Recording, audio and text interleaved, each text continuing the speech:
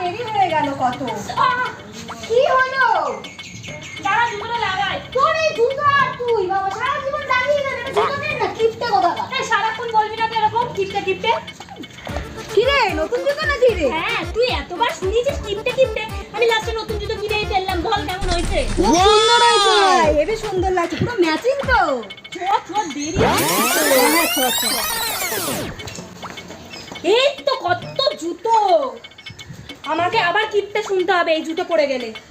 মন্দির থেকে একটা জুতো গায়েব করতেই হবে আমাকে।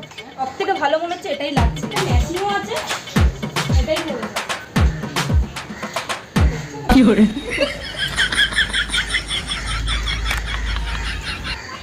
বেশ, এটা দেখেই বলে দেবো নতুন জুতো কিনেছি।